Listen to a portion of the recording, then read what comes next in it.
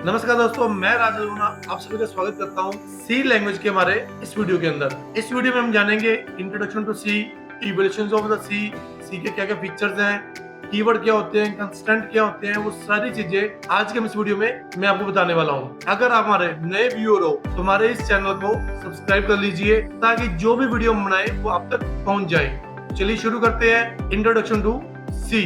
अब शुरू करते हैं सी लैंग्वेज क्या है। सी लैंग्वेज वेरी पावरफुल और सिंपल लैंग्वेज थी, क्योंकि सी में ही हम सब कुछ आसानी से कर सकते थे जो भी हम सोचते हैं। सी लैंग्वेज एक हाई लेवल लैंग्वेज थी और इस लैंग्वेज को डिजाइन और डेवलप किया गया था फास्ट प्रोग्रामिंग के लिए, रिलायबल प्रोग्रामिंग के लिए, इकोनॉमिकल बढ़िया थी और पोर्टेबल सिस्टम सॉफ्टवेयर बनाने के लिए सी लैंग्वेज को डिजाइन और डेवलप किया गया था।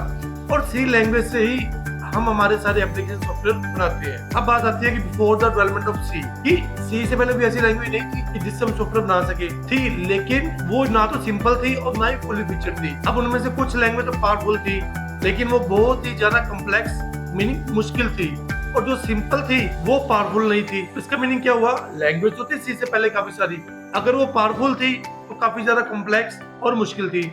अगर वो सिंपल थी तो हम जो चीज सोचते हैं, हम जो सॉफ्टवेयर बनाना चाहते हैं वो उसमें बन नहीं पाता था। तो जो सी लैंग्वेज है ये फुलफिल है सिंपलिसिटी और पावरफुल के साथ। अब बात करते हैं इवोल्यूशन ऑफ सी। सी को किसने बनाया, किसने डेवलप करा। अब सी लैंग्वेज को डेवलप करा है साइंटिस्ट डेनिस रिची ने। कब करा है, 1972 के अंदर। कहां पर, बेल लेबोरेटरी है यूएसए के अंदर, वहां पर इसे डेवलप किया गया है। अब बेल लेबोरेटरी जो यूएसए में है वो पार्ट किसका है, एटीएनटी का पार्ट है। डेनिस रिची ने एक ऐसा पावरफुल सॉफ्टवेयर डेवलप किया है जिसके अंदर सबसे बड़ी फैसिलिटी क्या है, कंपाइल करने की और लिंक करने की, और उसका नाम है सी लैंग्वेज। अब हम बात करते हैं कि सी लैंग्वेज में कौन कौन से फीचर है जिनकी वजह से सी लैंग्वेज काफी पॉपुलर है। और कोई भी कोडिंग या प्रोग्रामिंग सीखनी हो, सबसे पहले सी लैंग्वेज को करना जरूरी माना जाता है। तो सी क्या है, एक पावरफुल और कॉमनली यूज्ड प्रोग्रामिंग लैंग्वेज है। मीन टू से सी लैंग्वेज हर जगह यूज होती है। कोई भी प्रोग्राम बनाना हो, कोई भी सॉफ्टवेयर बनाना हो, वहां पर सी लैंग्वेज का यूज, जैसे कि मैंने पहले ही बताया आपको, सी लैंग्वेज सिंपल और easy to use programming language है। मैंने आपको पहले ही बताया काफी सारी लैंग्वेज ऐसी थी जो सी से पहले आई थी, लेकिन वो इजी टू यूज नहीं थी, जिस वजह से वो इतनी पॉपुलर नहीं हो सकी है। सी लैंग्वेज क्या है, सिंपल भी है और इजी टू यूज भी है। अब इसके बाद सी लैंग्वेज केस सेंसिटिव लैंग्वेज है। अब केस सेंसिटिव का मीनिंग क्या है, यहाँ पर मैंने आपको 3 एग्जांपल्स दिए हैं, सम। अब इन तीनों के अंदर क्या है, पहले के अंदर एस कैपिटल है, दूसरे सम के अंदर सारा स्मॉल है, तीसरे सम के अंदर पूरा पूरा कैपिटल लिखा हुआ है सम। मीन जिसमें सी के अंदर अगर आप लोअर या अपर दोनों में से अगर कोई भी अल्फाबेट लोगे तो डिफरेंट माना जाएगा। इस तरह सी लैंग्वेज केस सेंसिटिव लैंग्वेज है। सी इज हाईली पोर्टेबल, बिल्कुल सही है। अगर आप सी के प्रोग्राम किसी एक कंप्यूटर में बनाए हैं तो आप उसको किसी दूसरे प्रोग्राम में चला के देख सकते हो, उसको पोर्ट कर सकते हो। तो ये पोर्टेबल लैंग्वेज है। अब सी के अंदर 32 कीवर्ड्स हैं जिनकी वजह से सी को सीखना इजी हो जाता है। वो कीवर्ड क्या है हम आगे बात करेंगे। अब इसका सी क्या है, C suitable to graphic programming. C graphical programming के लिए भी सूटेबल है। अब इसके बारे में बात करते हैं कैरेक्टर सेट की। सी के अंदर कैरेक्टर सेट क्या होते हैं।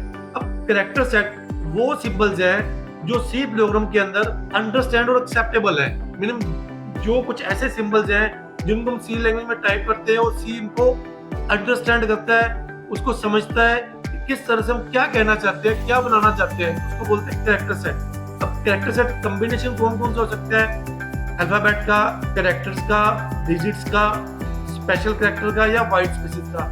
यहाँ मैंने आपको चार्ट बना के दिखाया हुआ है कि कैरेक्टर सेट के अंदर क्या क्या आते हैं। लेटर अल्फाबेटिक्स आते हैं, डिजिट्स आते हैं, स्पेशल कैरेक्टर आते हैं, या एम्प्टी स्पेसेस जैसे टैब या स्पेस, वो सारे इसके अंदर गिने जाते हैं। अब बात करते हैं सी में कांस्टेंट का क्या यूज होता है। बेसिकली सी में कांस्टेंट 2 कैटेगरी के अंदर यूज होते हैं, न्यूमेरिक कांस्टेंट और कैरेक्टर कांस्टेंट। अब न्यूमेरिक के अंदर क्या है कि इंटीजर कांस्टेंट, मीन टू से जो वैल्यू बिना डेसिमल के यूज होंगी उन्हें बोलते हैं इंटीजर कांस्टेंट। रियल कांस्टेंट जिसमें हमारी डेसिमल वैल्यूज काउंट रहेंगी, जिसमें हम डेसिमल में वैल्यू एंटर करते हैं, वो होते हैं रियल कांस्टेंट। इसके बाद आते हैं कैरेक्टर कांस्टेंट के अंदर क्या क्या आता है, सिंगल कैरेक्टर कांस्टेंट। मान लीजिए मेरा नाम राजन लूना है, तो आर क्या होएगा, एक सिंगल कैरेक्टर कांस्टेंट माना जाएगा।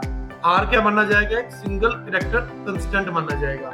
अब स्ट्रिंग कांस्टेंट की बात करें तो उसमें पूरा पूरा जो नाम है उसको स्ट्रिंग बोलते हैं। मान लीजिए मेरा नाम राजन लूना है अब राजन क्या है, पूरा एक स्ट्रिंग कंस्टेंट है। अगर अकेला करेक्टर गिनेंगे तो वो क्या होएगा, आर अकेला करेक्टर है और पूरा राजन एक स्ट्रिंग कंस्टेंट है।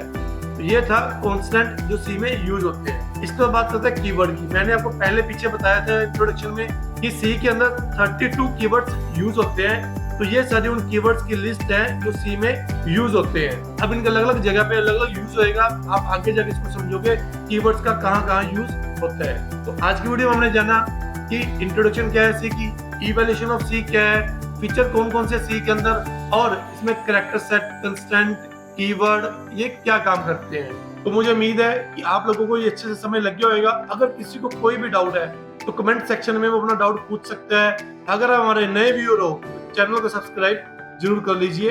धन्यवाद।